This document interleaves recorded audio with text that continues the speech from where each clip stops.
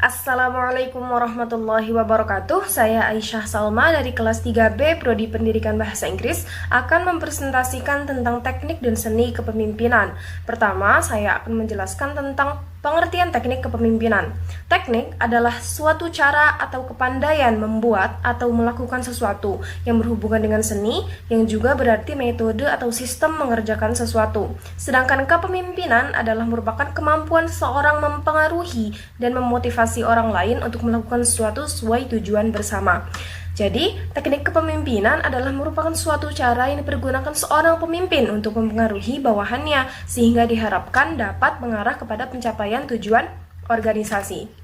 Kemudian ada beberapa pendapat ahli mengenai pengertian teknik kepemimpinan. Yang pertama, menurut Pamuji, teknik kepemimpinan adalah suatu cara yang merupakan pola tetap untuk mempengaruhi orang-orang agar bergerak ke arah yang diinginkan si pemimpin. Sedangkan menurut Kartini Kartono, teknik kepemimpinan adalah kemampuan dan keterampilan teknis serta sosial pemimpin dalam menerapkan teori-teori kepemimpinan pada praktek kehidupan serta organisasi melingkupi konsep-konsep pemikiran perilaku sehari-hari dan semua peralatan yang dipakainya. Teknik kepemimpinan dapat juga dirumuskan sebagai cara bertindaknya pemimpin dengan bantuan alat-alat fisik dan macam-macam kemampuan psikis untuk mewujudkan kepemimpinannya. Yang kedua adalah tentang teknik-teknik kepemimpinan. Untuk mencapai tujuan kepemimpinan, maka seorang pemimpin harus memerhatikan teknik-teknik kepemimpinan dalam pelaksanaan kepemimpinannya. Menurut Pamuji, ada 6 teknik kepemimpinan. Yang pertama adalah teknik pematangan dan penyiapan pengikut. Teknik ini dapat berupa, yang pertama teknik penerangan, yaitu memberikan keterangan yang jelas dan benar kepada orang-orang sehingga mereka memperoleh pengertian yang sejelas-jelasnya mengenai suatu masalah dan menyebabkan timbulnya kemauan untuk mengikuti pemimpin sesuai rasa, hati, dan akal mereka. Dan ada juga teknik propaganda, yaitu mengajak dan mendorong orang-orang atau memaksakan kehendak pemimpin kepada yang dipimpin dengan memberikan keterangan-keterangan yang benar maupun tidak benar, sehingga tidak ada pilihan lain selain menjadi pengikutnya. Yang kedua adalah teknik human relations.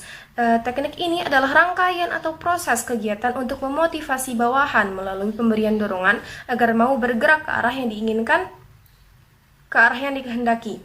Manusia sebagai makhluk hidup mempunyai kebutuhan yang beraneka ragam, yaitu yang bersifat material seperti sandang, pangan, dan papan, dan juga bersifat psikologis, yaitu seperti kebutuhan akan kelayakan, kebutuhan akan penghargaan, kebutuhan akan keamanan dan ketentraman, dan kebutuhan untuk diikut sertakan dalam suatu golongan. Dorongan-dorongan ini menyebabkan orang-orang bersedia mengikuti pemimpin yang diharapkan dapat memenuhi kebutuhan-kebutuhan tersebut. Yang selanjutnya ada teknik menjadi teladan. Teknik ini merupakan teknik yang digunakan oleh pemimpin dalam menggerakkan dan mempengaruhi bawahan. Seorang pemimpin berusaha menjadikan dirinya panutan atau teladan bagi orang lain sehingga bawahan akan mengikuti keteladanannya. Pemberian contoh ini diwujudkan dalam dua aspek. Yang pertama dalam aspek positif, yaitu dalam bentuk anjuran dan keharusan berbuat, dan aspek negatif, yaitu dalam bentuk larangan dan pantangan.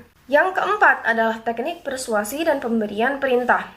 Teknik persuasi dilakukan bukan bertujuan untuk memaksa, akan tetapi mempengaruhi sikap orang lain dengan cara halus, tidak kasar atau tanpa paksaan, sehingga dalam keadaan tertentu orang-orang akan bertingkah laku sesuai dengan yang dikehendaki oleh orang yang melakukan persuasi, namun sesuai pula dengan keinginannya. Sedangkan teknik pemberian perintah dapat diartikan menyuruh orang lain untuk mematuhi dan melakukan sesuatu yang dalam pelaksanaannya mengandung adanya kekuatan dan kekuasaan.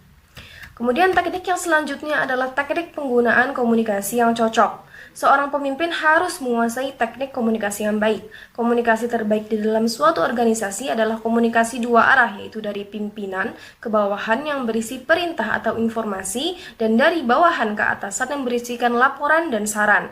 Beberapa faktor yang perlu diperhatikan untuk menciptakan komunikasi yang baik adalah: yang pertama, bahasa yang digunakan. Yang kedua, perbedaan latar belakang kehidupan sosial bawahan. Yang ketiga, perbedaan kedudukan pimpinan. Dan yang keempat, alat dan media yang digunakan. Selanjutnya adalah teknik penyediaan fasilitas. Ini adalah teknik terakhir untuk mencapai hasil kerja yang optimal optimal, maka seorang pemimpin harus menyediakan fasilitas atau kemudahan bagi para bawahan yang dapat berupa pemberian kesempatan untuk mengikuti pendidikan dan latihan agar terwujud adanya kecakapan serta peningkatan dari kemampuan bawahan, kemudian penyediaan perlengkapan atau alat kerja yang dibutuhkan dalam pelaksanaan kerja, kemudian tempat kerja yang memadai, pemberian waktu yang cukup dalam pelaksanaan pekerjaan, dan uang untuk keperluan pekerjaan yang biasanya disediakan dalam anggaran belanja. Pembahasan yang ketiga adalah tentang seni kepemimpinan. Kepemimpinan yang merupakan ilmu dalam mempengaruhi orang lain tidak semata-mata penting untuk dipelajari, namun juga merupakan seni yang memiliki sisi menarik dan unik untuk dilihat dari berbagai macam aspek. Menurut William Cohen dalam bukunya The New Art of Leader, ada 7 cara memikat orang untuk mengikuti kita. Yang pertama, jika Anda menginginkan orang lain mengikuti Anda, maka buatlah orang lain merasa penting. Yang kedua, jika Anda mempunyai visi dan mengkomunikasikannya kepada orang lain, maka Anda akan berhasil meskipun rintangan ada di depan Anda. Jika seseorang tidak mempunyai pandangan kemana ia akan pergi, maka tidak akan ada seorang pun yang mengikutinya. Yang ketiga, perlakukanlah orang lain sebagaimana Anda ingin diperlakukan. Yang keempat, tanggung jawab terhadap segala tindakan Anda dan mengakui semua kesalahan, maka orang-orang akan memberikan kepercayaan mereka kepada Anda dan akan mengikuti kemanapun Anda pergi. Yang kelima, memuji di depan umum, mengkritik secara pribadi. Setiap orang menyukai pujian, namun jika ingin mengkritik, lakukanlah secara pribadi agar tidak membuat malu orang lain secara tidak perlu. Yang keenam, sediakan waktu untuk melihat dan dilihat. Lihatlah orang-orang yang mengikuti Anda secara individu dan berkelilinglah untuk benar-benar mengetahui apa yang sedang terjadi, untuk memperbaiki apa yang salah dan menandakan apa yang sudah berjalan dengan tepat. Yang ketujuh, menggunakan kompetisi untuk membuat pekerjaan menjadi permainan. Orang senang bersaing, Anda bisa menjadikan kompetisi sebagai kekuatan positif untuk mencapai tujuan. Sekian presentasi dari saya, mohon maaf bila banyak kekurangan. Terima kasih atas perhatiannya. Wassalamualaikum warahmatullahi wabarakatuh.